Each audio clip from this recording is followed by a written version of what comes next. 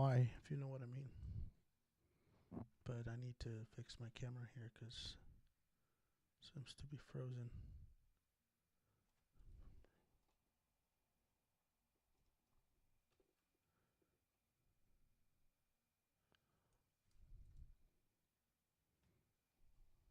Bro, come on, man.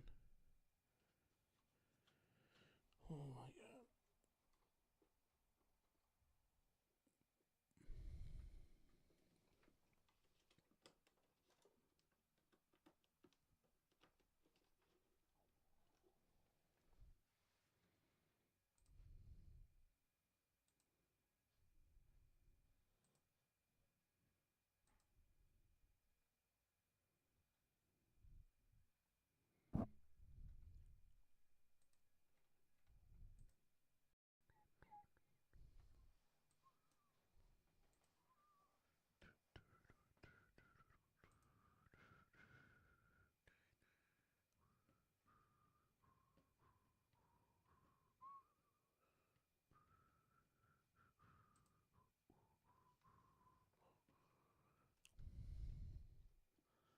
Let's do this.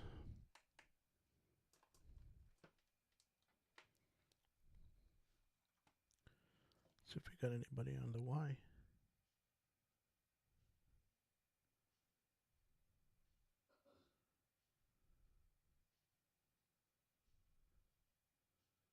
Who's with me at the Y? If you catch my drift. Who's with me at the Y?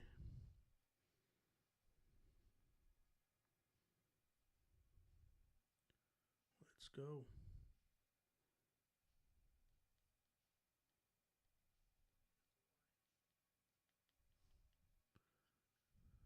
There you go. I think we're alive there too. But this camera does not want to work.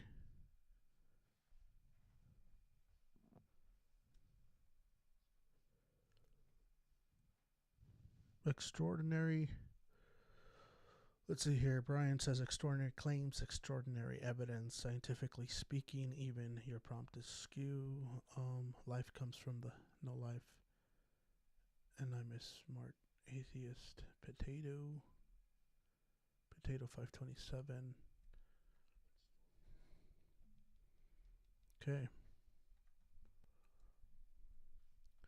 Well, do you know what an extraordinary claim is? That there is no God. That's an absolute claim that there is no God. Out of all the universes and stars, you're going to sit there and say that there's no God out there. That's an extraordinary claim. So that also demands extraordinary evidence. We haven't even touched.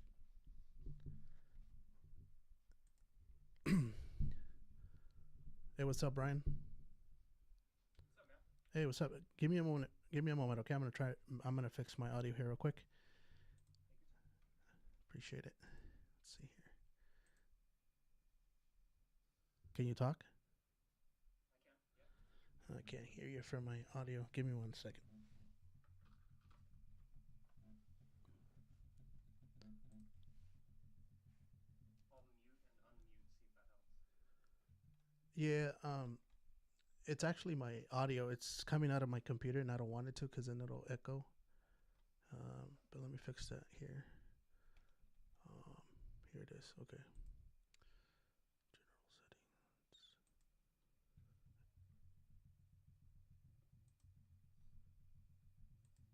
Can you talk now? Yes, sir. God. Let's see here. Hello? Can you talk? Hello. Okay, let me do one more switch here. All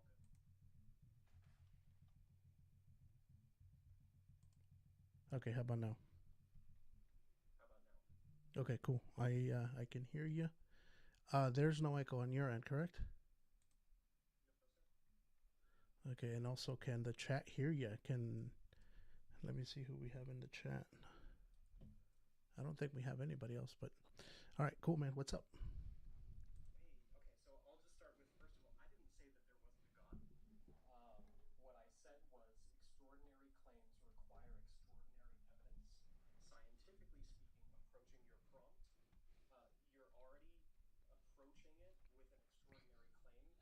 without any extraordinary evidence. That's what I said. Gotcha. Okay.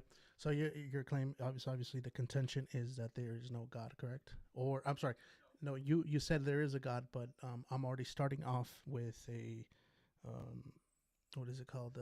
What did you say? Extraordinary claim, correct? yes, and I haven't stated whether or not I personally believe that there is or isn't a God. I haven't even gotten there. Gotcha. Okay. Um, so my claim here is for those who believe in God that they say that Jesus isn't God. So we can talk about the existence of God, but my prompt is basically for those who actually believe in Jesus as a prophet and that they don't believe he was God. Okay, okay. I guess let me try and start here. Um, doesn't it say in the Bible that God cannot be mocked? Right. The yes, correct.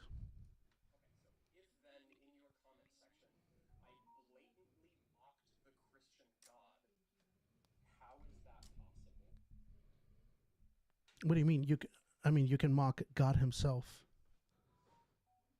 The I'm My sorry. phone was making no, my phone was making noise for me. Gotcha. Yeah. So you can mock God, not necessarily Christ. You can mock God. Okay, then let me try to let me adjust that then. The ideology behind what Christ was as a white savior,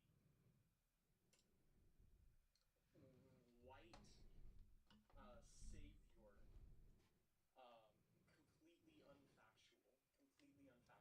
So let me see if I can mock Jesus and still ask you the same question. What a goofy fucking man. And if I'm able to say that physically freaking, I meant freaking. If I'm able to say that, and it says in your Bible that I'm unable to do that, then something is amiss, correct? Well, I mean, we'll have to define terms. Semantics are important because, I mean, it's just like saying, Keep reeling back the guidelines to try and make it fit your rhetoric, which no, isn't gonna really work. What we have is a continuing straw man argument on your account, my friend. no. Let's just define what you mean by mocking and what the Bible means by mocking. So let's go back to the verse. Do you know what verse it is? Offhand, no, I don't. I Okay, don't have. let me look it up real quick. Please, thank you. Yep. So Galatians 6:7. Let's see what the Greek says real quick. I just like to have the Greek.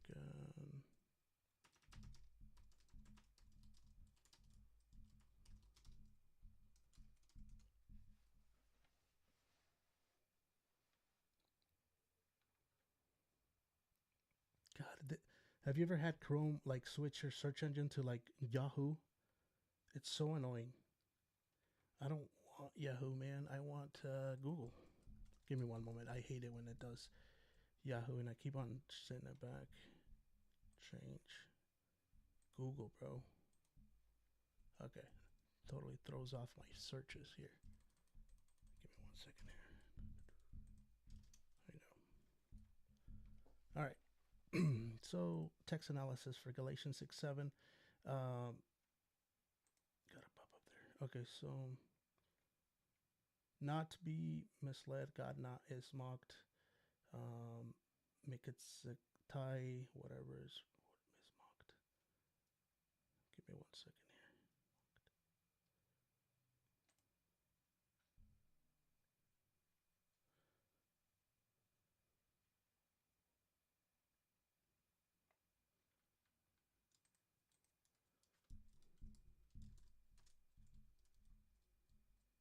I like this user, the most recent comment.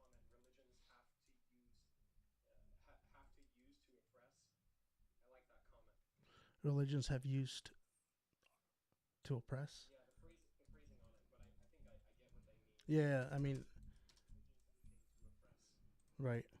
But here's the thing, though. I can refute that message because first, there's an argument that God is evil, right?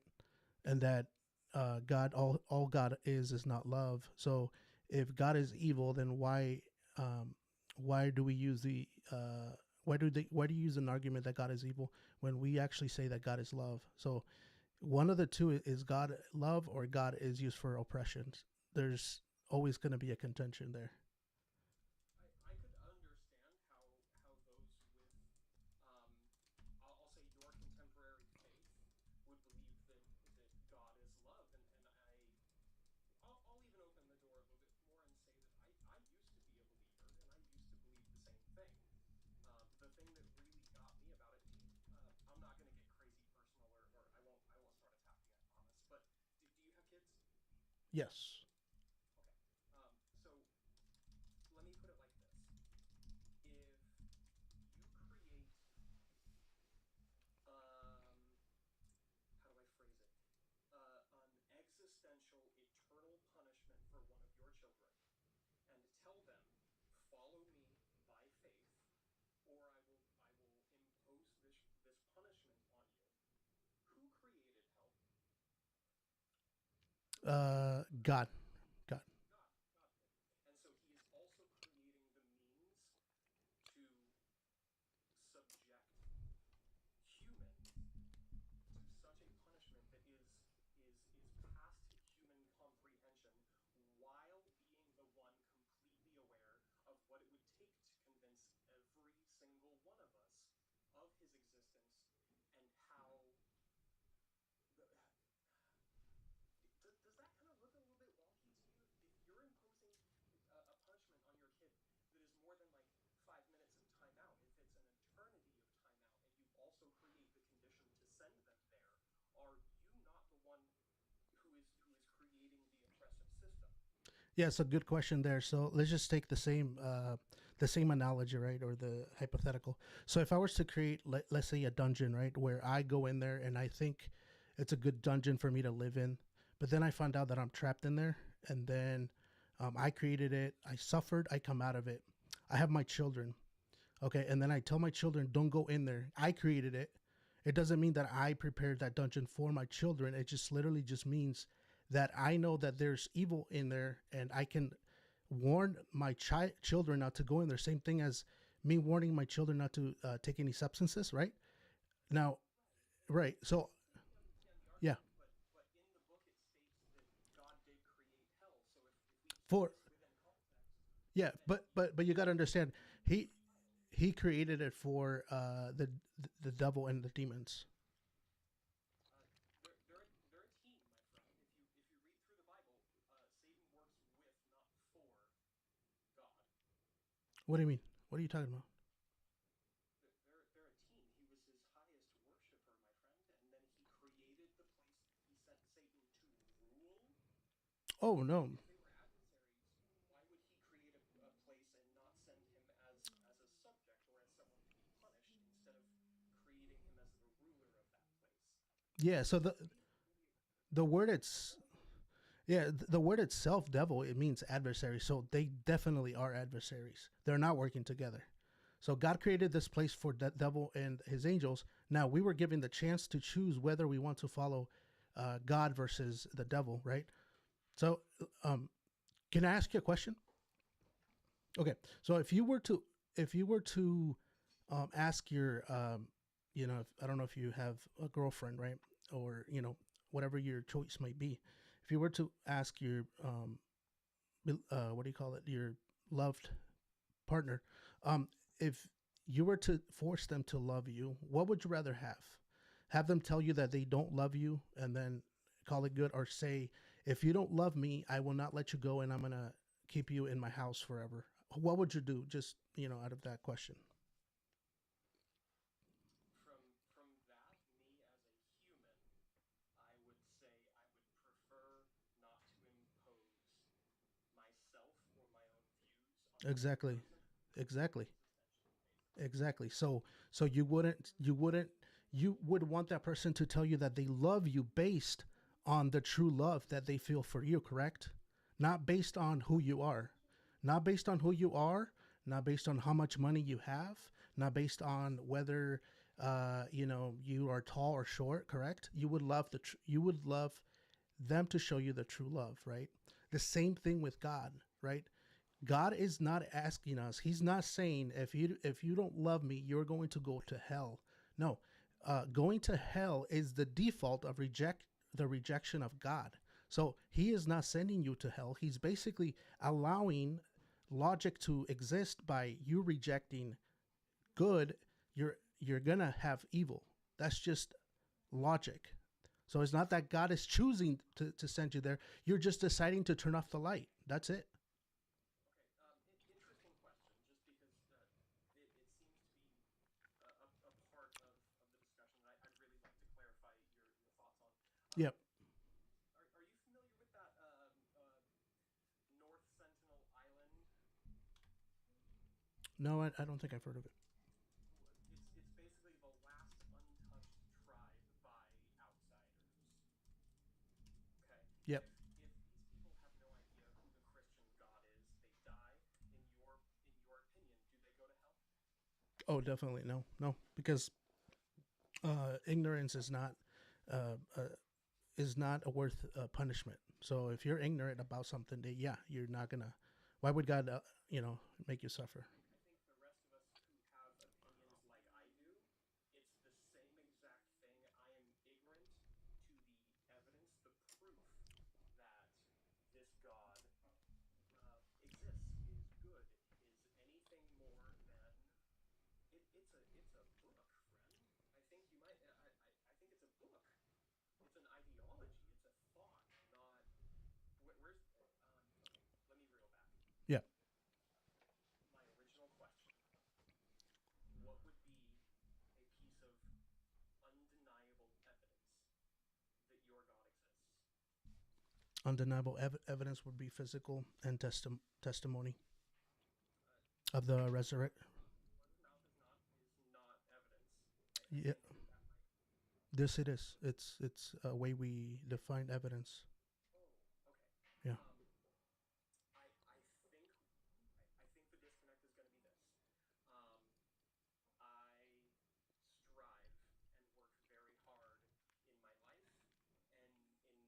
in what I'll call my faith, um, for factually based evidence for things that I can see and adhere to very plainly. And I understand your perspective because, my friend, I used to be Christian. Um, if if you think that word of mouth is factually based evidence, then there's going to be a wild disconnect for the So rest of the conversation. so yeah, let me clarify that. I said testimony, not so first account testimony. So if you witness something, that accounts as historical evidence. So we have people who But witness. there are no first-hand accounts. Yes, there is. Historically speaking, there are no first-hand accounts. The Bible was written by other people years down the line, many years down the line, and suggesting that there are first-hand accounts is a flagrant disregard for scientific approach. Do you believe Jesus existed? Correct. I didn't say whether or not I do. I know. I'm just asking. I'm genuinely asking. Do you Do I believe believe that Jesus the existed? man Jesus was a physical figure? Um, I'm hesitant to say whether or not. Why? Genuinely, as in like I'm my not trying. This is not a catch shoot, by the way. I'm genuinely asking. my answer would be I don't possess any physical evidence to support that claim.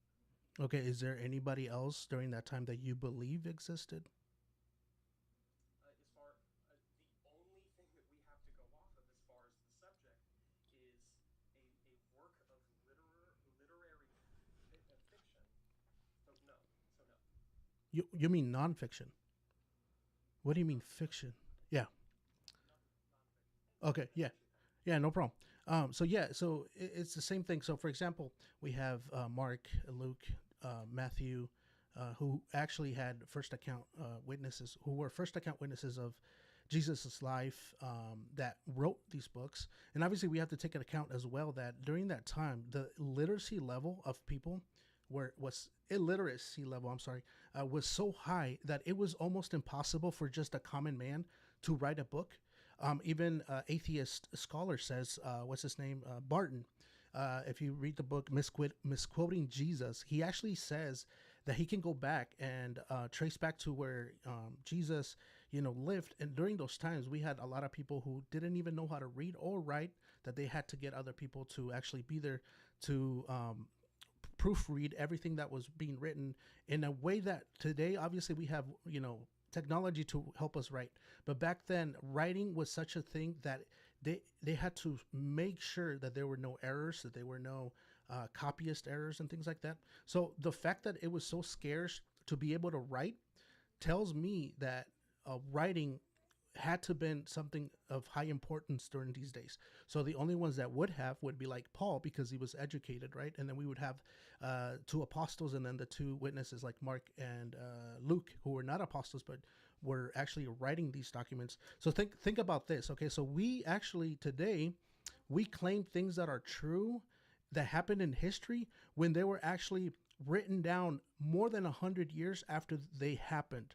We claim those to be true, but then we look at the book of Mark or First of Thessalonians, which were written within 100 years, and we doubt those events in history. So why is that a contention to some people that are not going to believe the things that happened during this time that was written way shorter than other things that were written within like even 200, 300 years? That is my question for a lot of people. I think I can answer that. I think my answer to that would be, with any length of time we have seen the human comprehension fall short, I bet you $100 right now that I could say something and ask you to repeat what I had said, being a direct listener and replying directly after what I had said, and you would be unable to quote the same thing. We've seen that happen over and over and over, historically speaking. And so to claim that, oh, just 100 years later or so, that's like, my friend, there are so many straw men in this conversation. It makes me super uneasy that a grown man such as yourself, with the ability to think freely and kind of annotate some of these details,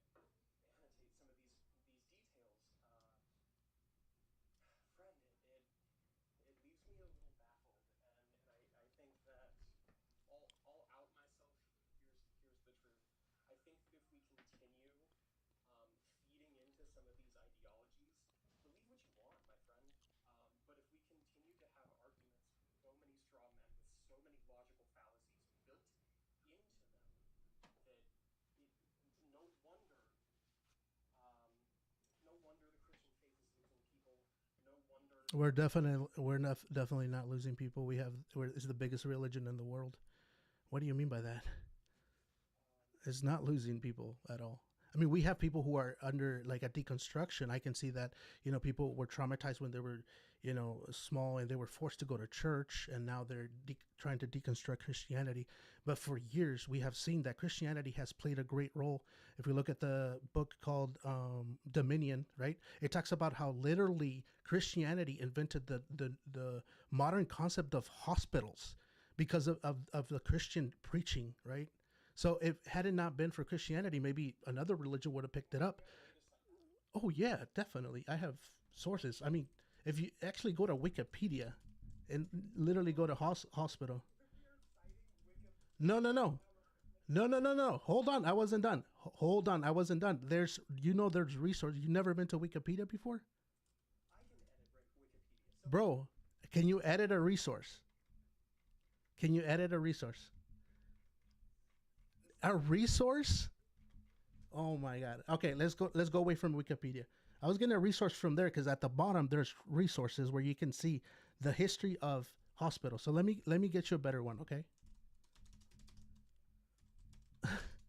I can't believe you're actually doubting that Christianity played a role in hospitals. I didn't say that I doubt it. I asked for a cite. Okay, that's doubting. If I were to believe something that you would say, I wouldn't even I would be like I agree with you, right? I wouldn't ask you for a source. Claiming that any site sourcing, any factually based evidence is doubt. Okay. It So, blows my mind that you are unable. No, hold on. no, Hold on. you're honey. Can I prove it to you? Can I prove it to you? Okay. jump out of here. Sure. Okay. So if you go to UPHS, upenn.education, it's university. Pennsylvania Hospital was founded in 1751 by Dr. Thomas Bond and Benjamin Franklin, took care of the sick, poor, and insane who were wandering the streets of Philadelphia. At the time, Philadelphia was the fastest growing. The 13 colonies in 1730, the population numbered 11,000 and had grown to 15,000. By 1750, the city continued to grow. By 1776, and 40,000 people, residents, made Philadelphia the second largest English speaking. So the first places here in America were when. Let me ask you this: name me one hospital named after atheism, or somebody who's a known atheist. Give me one. No, no, just give me one. It's a question. Just answer the question. Just answer the question. You've asked me questions and I've answered every single one. Can you name me one hospital that was named after one individual that was an atheist? No, I cannot. Okay. The name that you Can you name me a hospital that you've ever known that is named after a saint, after a Christian, after Jesus, after Mary, anybody from Christianity? how is that evidence? Can you answer the question, bro? Just answer the question. How is that evidence? Whether okay, but whether How is that evidence? exactly. So why are you afraid of admitting it? Just say it. If you don't think it's a good argument, okay, but just answer yes or no. I'm just asking a question. Bro, why'd you run, bro? I was actually gonna talk to you about it. So I can't believe this guy doesn't know the history of hospitals. So let's have another one. ScienceDirect.com. Okay. Uh let's see. The charity and the care, the origin of the evolution of hospitals. So that is ScienceDirect.com. If anybody wants to go, it's the article called "The Charity and the Care: The Origin of the Evolution of Hospitals." If we go down here, it says institutions for caring the sick, forerunners of modern hospitals, date back to the beginning of civilization. Healing centers were documented in the ancient temples of Mesopotamia, Egypt, and India, where ill people were brought to cure by the priest through rituals and magic religious practices. These places generally provided a short refuge for the acutely of sick people, good fare, and every kinds of treatment based on medical herbs, hot and cold baths, rich diet, and uncontaminated water from sacred. So these people needed to find a place with religion being part of people's community. Obviously, the people with faith had to create these hospitals so that people could come along and be safe from all these illnesses, because nobody wanted to care for them. Hospitals were originally for the rich people. Like for example, in the Roman Empire, we see the public hospital. So here's the origins of the public hospital as a place where strangers, pilgrims, sick, and poor people could receive and cared for, are evidence of the early Christian age in the Gospels. Christ himself healed the sick through several miracles, uh, charging his disciples to care for an ill and indigent, Luke 10:9, and giving them power over disease, Mark 16:18. The practice of hospitality was therefore considered was a virtue among the early Christians. The word hospital, as well as hotel and hospice put together, derives from the Latin term hospitium, from the Latin root hospice, guest, indicating lodge, refuge, or guest chamber for strangers. According to the Christian doctrine, the bishop must be given hospitality, 1 of Timothy 3:2, and must have a guest room, hospitalium, and his own house for the use of poor, ill travelers. Probably he was also requested to act as a physician in the room. And the period of growing density in the cities of Roman Empire caused an increase of infectious epidemics, and several wealthier Christians started to imitate their bishops, establishing a hospitalium in their own house. Unfortunately, the persecutions against Christians delayed the organization of these structures. So yeah, obviously hospitalizations go back to thousands of years before Mesopotamia and all these other civilizations. But then when Christ came and started giving us the model of what it is to heal, the Good Samaritan and all that, obviously Christians, that's the whole point of a Christian. When have you ever walked to a secondhand store and not hear Christian music? Like, when was the second time, or when's the last time that you walked into a Goodwill and you didn't listen to that Christian music? Like, tell me right now, when was there an atheist founded secondhand, or atheist founded, uh, refuge for the homeless? Like, come on, bro. You're gonna tell me that Christianity has is falling off, and we're losing faith. Come on, bro. But I do appreciate you coming in. I think you were very courteous, um, and we can debate another time. Appreciate you stopping in.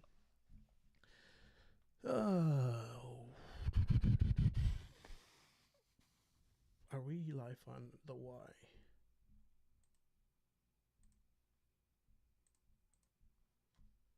Are we live on the Y? Yep. Okay.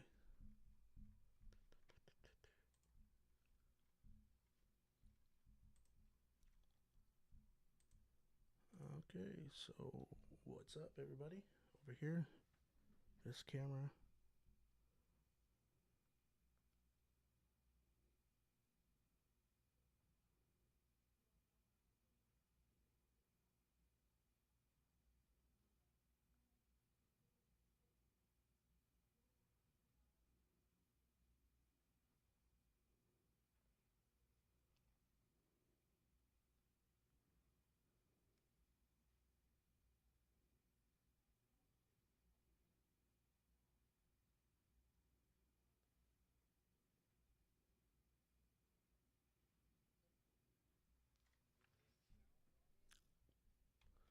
All right, fellas, I'm gonna head out. You guys take care, and we'll talk to you soon. God bless you.